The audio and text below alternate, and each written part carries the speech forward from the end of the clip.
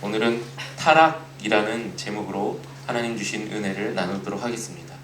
지금까지 하나님에 대한 이해, 하나님의 속성에 대한 이야기를 계속 해왔고요. 그리고 하나님의 작정, 하나님의 계획, 일하심에 대한 이야기를 또 계속 해왔습니다. 이거를 신학에서 말하면 조직신학이라고 이야기하고, 조직신학 안에서 하나님에 대한 신론이라고 이야기할 수 있습니다. 오늘은 하나님께서 창조한 에덴 동산에서 인간 아담과 하와가 타락하고 그 결과에 대한 부분을 좀 이야기를 나누도록 하겠습니다. 오늘 함께 읽은 본문을 통해 우리는 무엇보다 그것을 알 수 있을 거예요. 악과 죄와 시험은 인간 안에서 발동해서 나타난 것이 아니라 외부에서 온 사실이라는 것을 우리는 알게 됩니다. 하와를 유혹한 건 하와 안에서의 내면의 어떤 죄나 악이 유혹한 게 아니라 외부에서 사단이 뱀에게 들어가 뱀을 통해서 하와를 유혹하게 된 거죠. 악과 죄와 시험은 뱀을 통해 사단으로부터 왔습니다. 여기서 중요한 것은 사람의 본연의 모습, 사람 자신에게는 타락하여 죄를 범하게 할 만한 것이 아무것도 없었다는 거죠. 에덴 동산 안에서 하나님께 죄를 짓기 전에 인간의 모습은 그런 존재였습니다. 사람 본연의 모습, 그 자신 안에는 타락이라는 그런 죄를 범할 만한 근거가 아무것도 없었다는 거예요. 그러니까 하나님과 에덴 동산에서 교제하면서 평화롭게 그리고 하나님과 함께 지냈다는 거죠.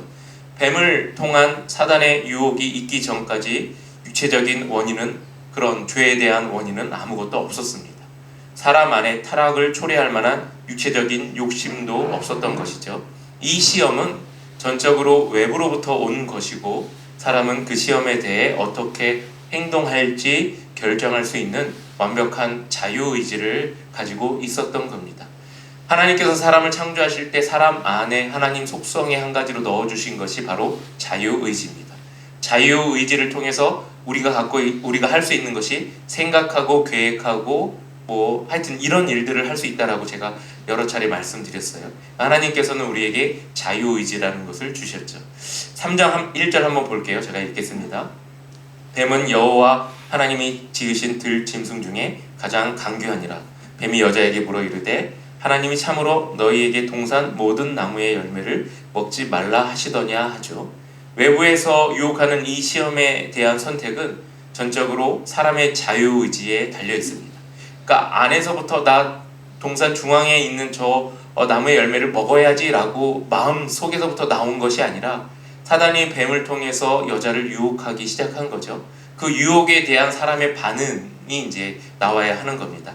그 반응을 자유의지라고 할 수 있습니다. 에덴 동산에서 완벽하게 균형 잡힌 존재로 지어진 사람이 어떻게 외부에서 들어오는 죄를 짓고 타락하게 되는지 그 단계를 오늘 말씀을 통해서 좀 설명을 해볼까 합니다. 그 첫 번째 단계로 뱀은 남자가 아닌 여자를 공격했다라는 거예요. 오늘 본문에 그렇게 나와 있습니다.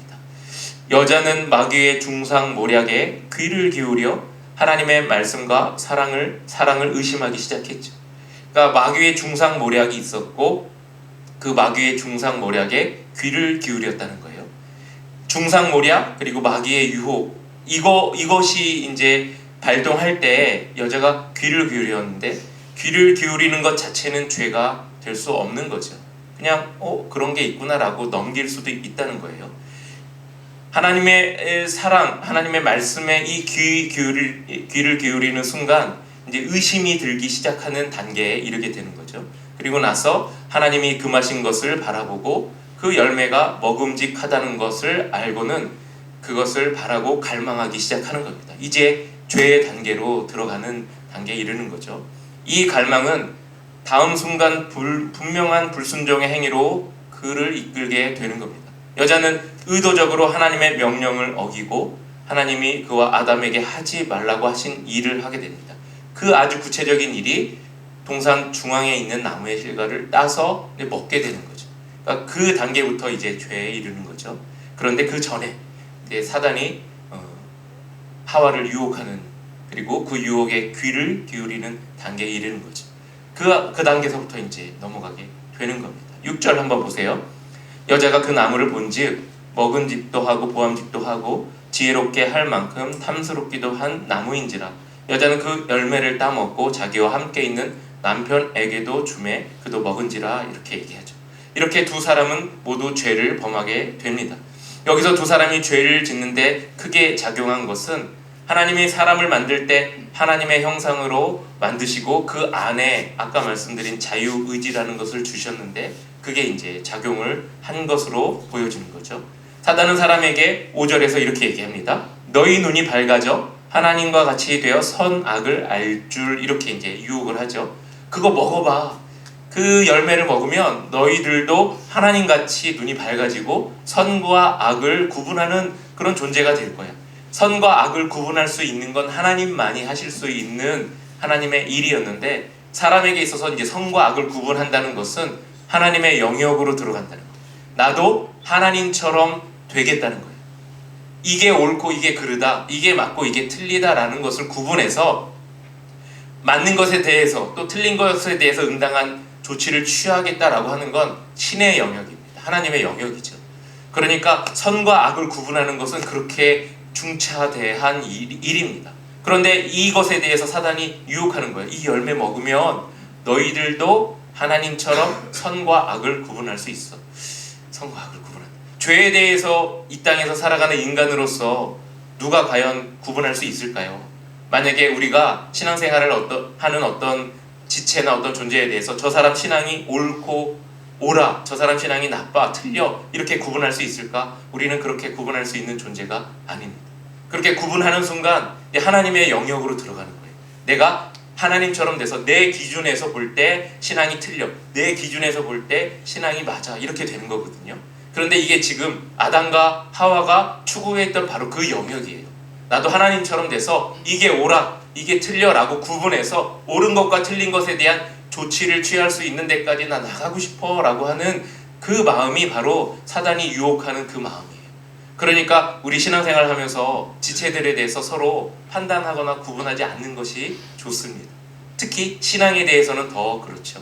그 사람이 뭐 사회적으로나 뭐 도덕적으로나 법적으로는 어떨지 몰라요. 그거는 뭐 이미 명료하게 나와 있는 법조문이나 이런 게 있으니 할 말은 없지만 신앙에 대해서만큼은 저 사람의 신앙에 대해서 우리가 판단하고 정지하고 저 사람 지옥 갈 사람이야, 저 사람 천국 갈 사람이야 할 만한 근거가 우리에게는 없다는 겁니다.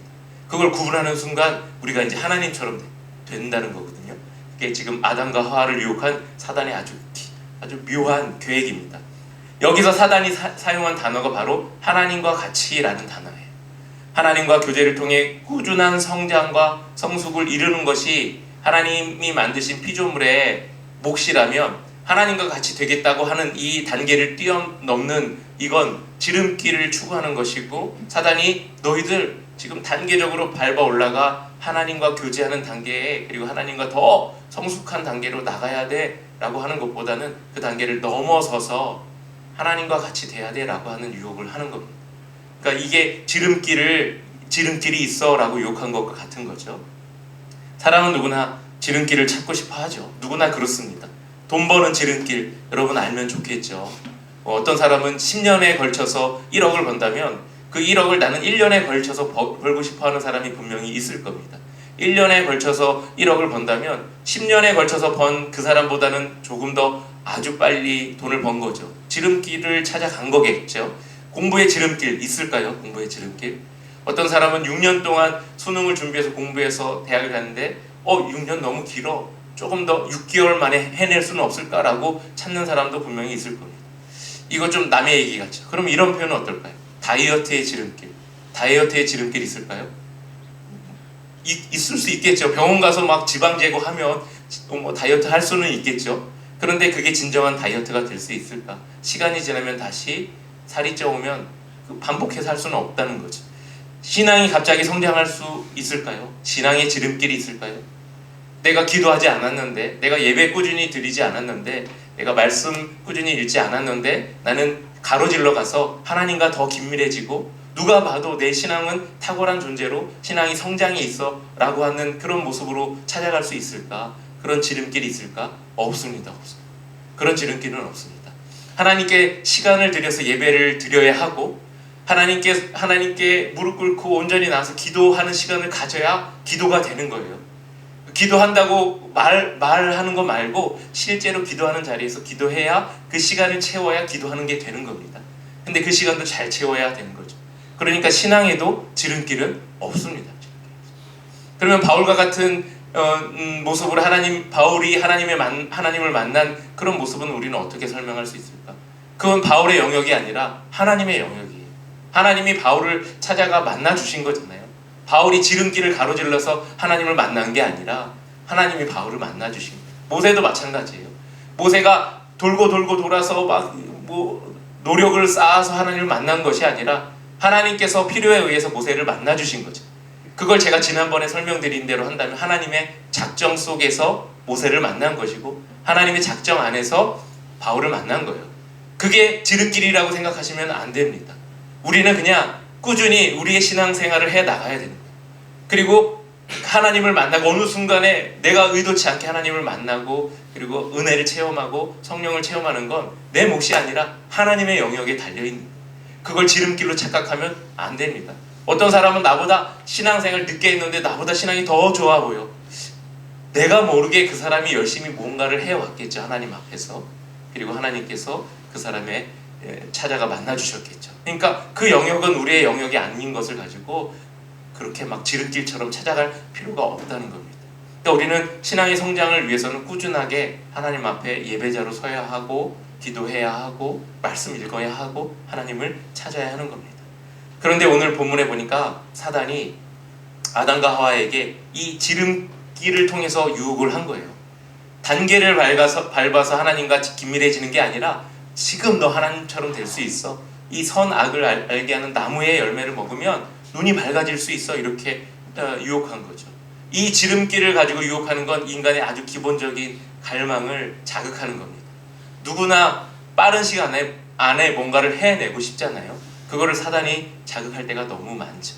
사단이 하와를 유혹하고 아담에게 죄를 짓게 한 게 바로 그 방법을 사용한 겁니다. 이게 이제 첫 번째 단계. 두 번째 단계로 유혹은 하나님의 사랑에 대한 의심이 교묘하게 스며들게 했다는 겁니다.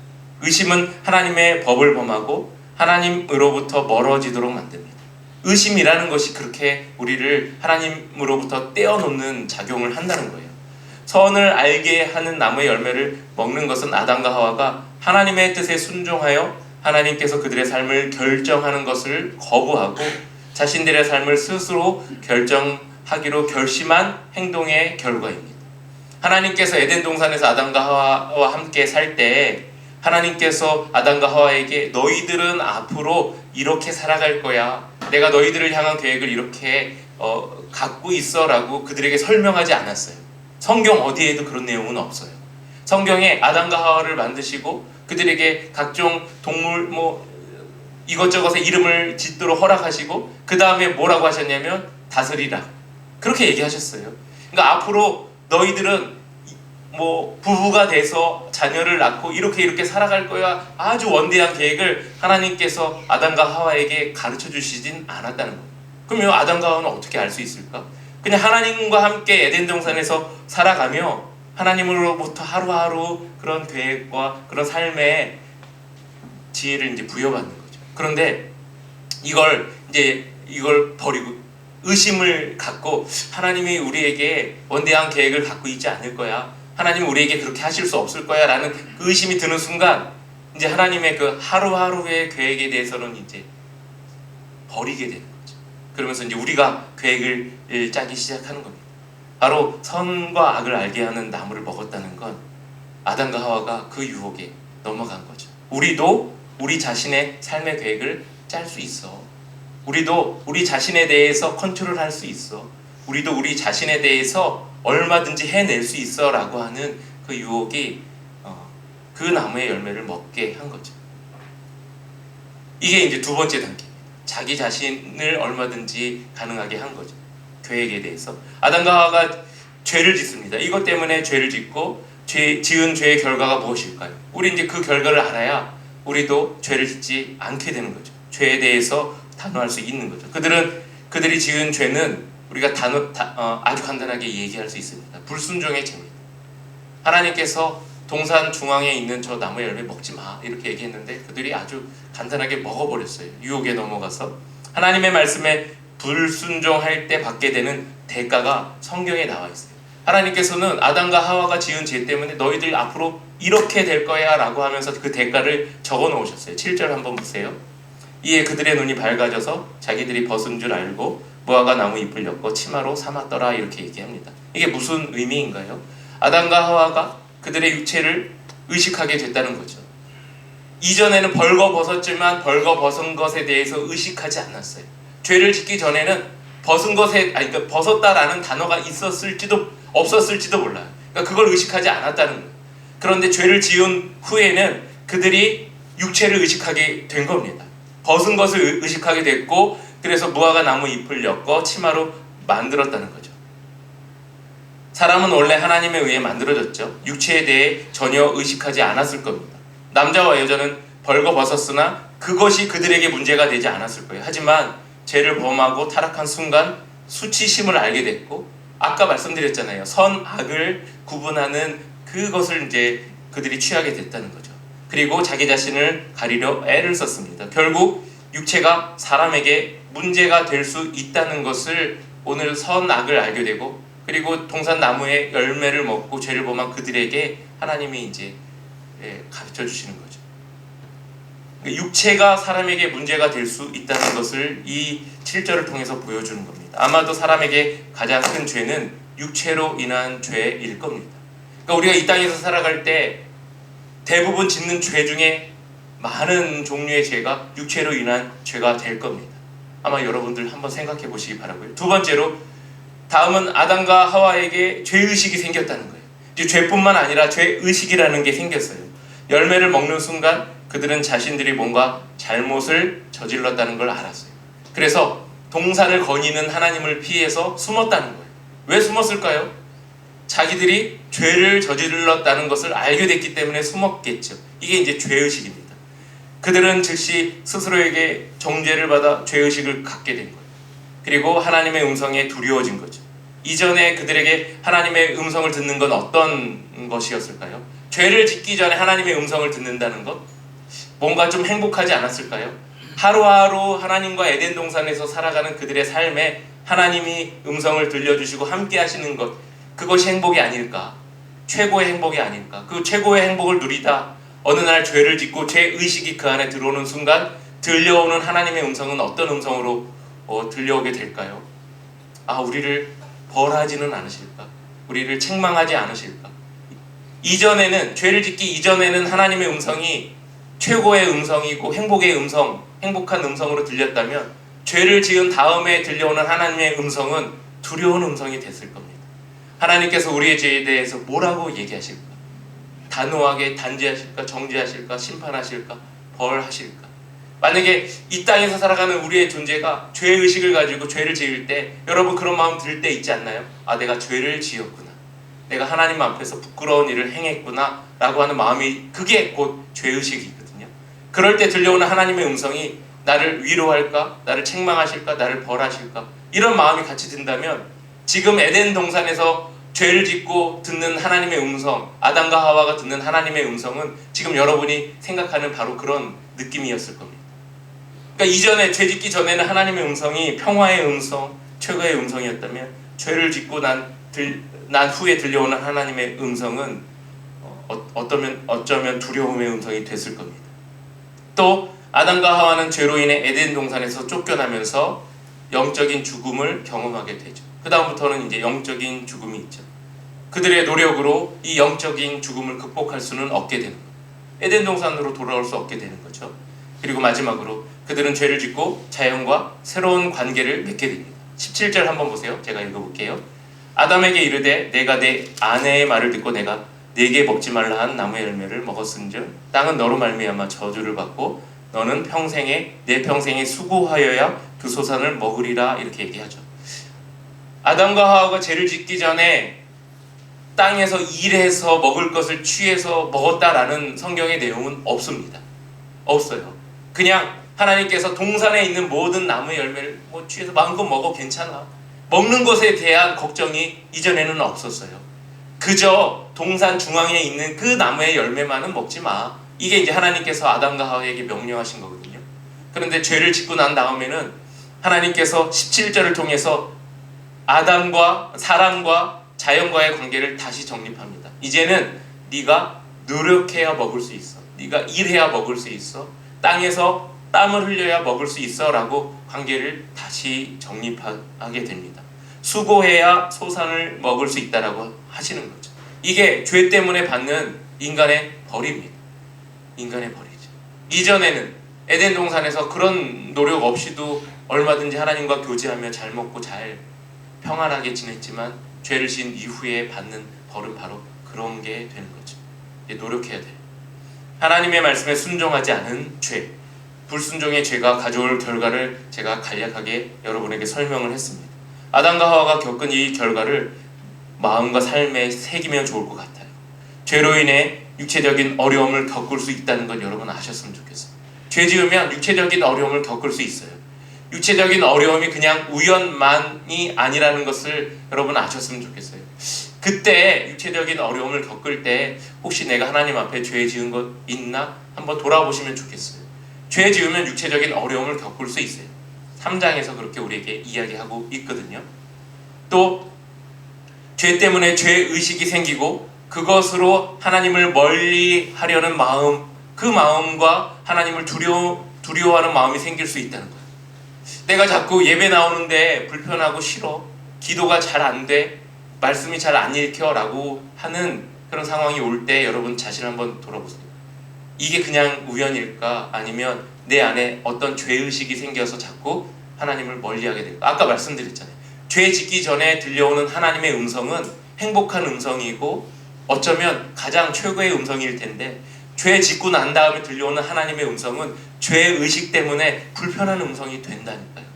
그러니까 내가 지금 하나님과 좀 가까이 하려는 이 마음이 생기지 않거나, 그리고 하나님에 대해서 뭔가 깨름직하고 두려운 마음이 생긴다면 내 안에 뭔가 죄된 모습이 있는지 아니면 죄의 어떤 요소가 있는지 돌아보셨으면 좋겠어요. 예를 들어서 아까 말씀드린 대로 예배드리기 껄끄러워, 찬양하기 불편해, 말씀 읽기, 기도하기 잘 안 되는데, 그러면 그냥 그게 안 되는데 해서 끝나지 마시고 나의 신앙을 그리고 나의 상태를 한번 돌아보셨으면 좋겠어요. 내가 하나님 앞에 혹시 범한 죄가 있는 거 아닌가 돌아보시고 회개하는 과정을 좀 가지시면 좋을 것 같고요. 또 죄는 우리의 영을 죽입니다. 우리는 구원받아 거듭났습니다. 하나님 나라에서 영원히 살도록 허락받았죠. 하나님께 순종하지 않을 때 영적인 죽음이 기다린다는 것을 잊지 않으셨으면 좋겠어요. 지금 아담과 하와가 그 상태에 놓여 있는 거거든요. 하나님께 죄를 범하고 에덴 동산에서 쫓겨나 영원히 영적으로 죽게 되는 그런 상태가 되는 겁니다. 제가 오늘 설교 제목으로 타락이라는 제목을 가지고 와서 여러분과 나누었습니다. 타락은 지름길을 찾아내기 위해 내 생각과 내 방법을 동원할 때에 발생합니다. 그럴 때부터 이제 타락이 시작되는 거예요. 그러곤 하나님의 말씀에 순종하지 않게 되는 거죠. 하나님의 말씀에 순종하지 않는 걸 아까 말씀드린 대로 죄라고 합니다. 죄. 타락에서 죄까지 가는 거죠. 신앙의 지름길은 없습니다. 신앙의 지름길 없어요. 모든 인생을 향한 하나님의 계획에도 지름길은 없습니다. 하나님께 물어야 돼요. 하나님께 묻고 하나님께 들어야 됩니다. 그 방법밖에 없어요. 내가 지름길로 가로질러 가서 나 좀 괜찮은 신앙생활 해야지, 잘 살아봐야지, 이거 없다니까요. 하나님께 물어야 됩니다. 그리고 하나님 말씀에 순종해야 돼요. 이 단계를 거쳐 나갈 때에 하나님께서 불현듯 내게 깨닫게 하시고 알게 하시는 것, 이건 하나님의 몫입니다. 우리의 영역이 아니에요. 그러니까 우리는 하루하루를 그저 성실하게 살아가는 거죠. 우리는 차근차근 하루하루 성실하게 하나님 맡겨주신 시간과 삶을 살아갈 때에, 그리고 순종하며 하나님 앞에 설 때에 하나님께서 우리에게 은혜를 베푸시고 하나님께서 우리에게 복으로 그리고 깨달음으로 허락하시는 거죠. 지름길 없다는 것 여러분 꼭 기억하시고 신앙의 단계를 차근차근 밟아 나가는 여러분들 되시기를 간절히 소망하고 축복합니다.